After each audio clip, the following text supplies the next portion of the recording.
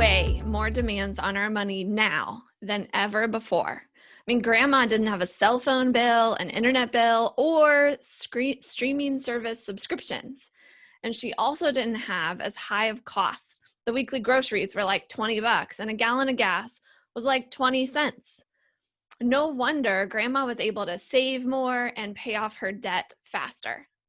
Are we today doomed to stay in debt, to keep renting, to work extra jobs, and all the things? How did it get this way anyway? And what's needed to change? Today, we start a series of 5 episodes where we explore the transition that we're in with money on a macro and on a micro level, right? On a societal level and on an individual level. The big question for today is, how do we get through this transition and come out better on the other side? Welcome to the Fife Movement. I'm your host, Amanda Neely. This is the only movement that helps our generation create our unique feminine and entrepreneurial approach to financial independence. So glad that you're joining me today. Have you ever lived in the in-between? You know that some big change is coming, but it's not quite here yet. But maybe you do everything you can to prepare. Maybe not like prepper level, right? But at least not ignoring the change like an ostrich with its head in the sand. You're doing what you can. This year, just before COVID hit, I moved from one city to another. I lived in the first city for half of my life, but I knew for about a year or more that I was going to move to this new city, and so I dreamed and prepared for it.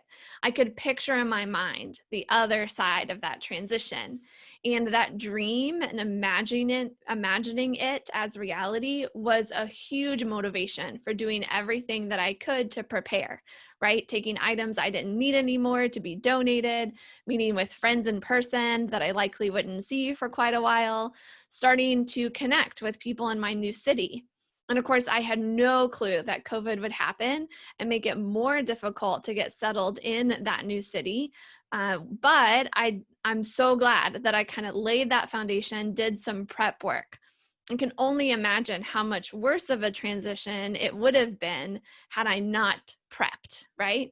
Now, of course, not everything's perfect by any means, but what I did do during that transition made the post-transition so much easier and better.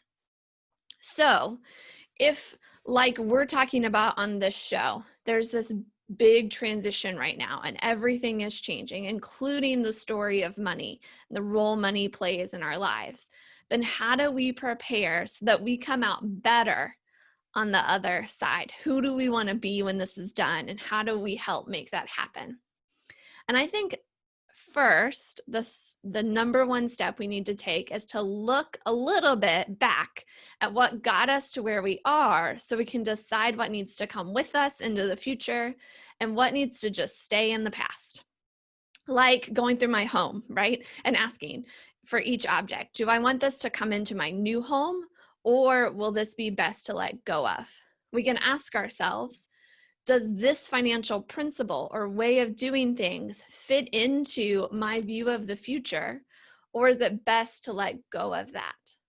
But unlike material objects, with principles and ways of doing things, knowing where those principles came from and why people adopted them is so super helpful to decide if they're, appropriate for the future. We want to ask, do I want to bring this principle, this financial principle into my future?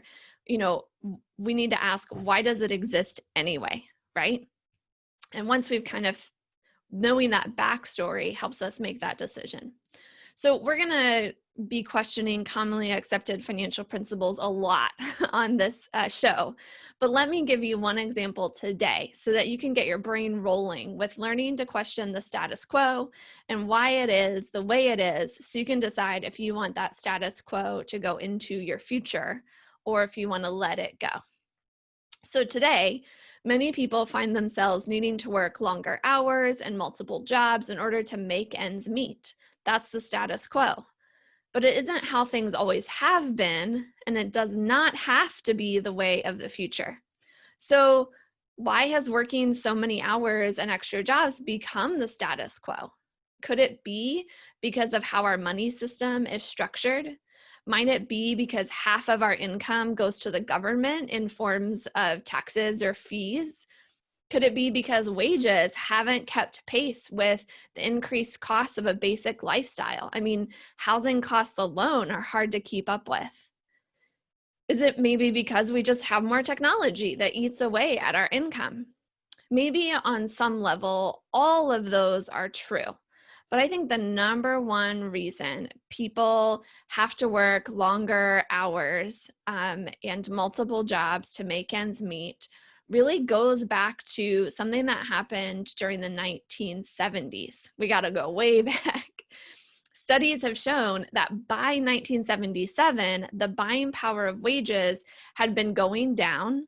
And by 1990, two earners were needed to have the same buying power as one earner in the 1970s or in 1970. So between 1970 and 1977, something happened that led to this trajectory that by 1990, we need two people.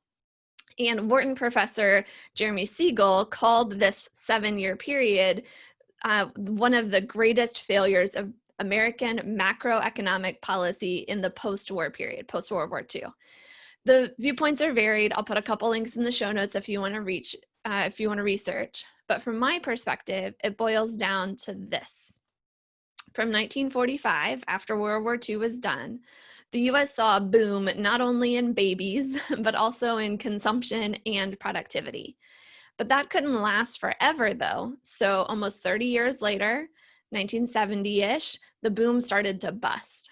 But companies still wanted to make lots of money, and politicians still wanted to get elected, so they did what they could. They paid people just over broke, and they kept social services going and growing. The whole reason was to keep as many people as possible employed and buying stuff, consuming. The consumerism that flourished after World War II remained the guiding principle. And the ruling idea was, if we want to solve our economic crisis, we just need to keep buying stuff. If we want to solve the crisis, we need to just keep buying stuff. Sounds familiar to 2020. We still have that consuming perspective for the most part, and it's guided some of the macroeconomic policies this year as well. We just need more people to keep buying more stuff. We need people to be employed so they can keep buying. This is the rhetoric, even if it's not, said so straightforward. But my question for you today is this. Is that the future you want? Is that the future you want for the next generation? Do you want to define your future by the ability to buy this or that, no matter how many extra working hours it takes? Or would you rather define your future by the amount of leisure time you have? Is there something else, right, that you want to define your future by? What can you do today to prepare for a transition from a consumer culture to whatever comes next? Particularly if you work for yourself, you have way more control and opportunity here. So dream a little bit. What would you want your life and your business to look like if we go to a post-consumer culture? Which it seems like we might, right? And I know a lot of us don't care about the history and the decisions of the past, and that's totally cool. I want to stay focused in the future, and we probably should stay more focused in the future and creating the future we want. If you are ready to find your financial focus and make sure you go through this transition really well, you have the money for what's most important to you, that's why I'm here. I'd love to help you do so. You can head over to fifemovement.com to discover more about aligning your money with your priorities and preparing for better results on the other side of whatever transitions are coming our way. Thanks for joining me and connecting with the Fife Movement. As you go about your day today, remember, wealth is coming your way. Your quest is to prepare to use it well. And if that means buying stuff, great. If that means something else, great too. To connect with the community, visit fifemovement.com. And for more tips on how to prepare, be sure to subscribe. Finally, if my gift has helped you today, please pay the gift forward by sharing this content with a friend. my gratitude in advance. To help this video be seen by more people, please hit the like button, and then we invite your feedback in the comments too.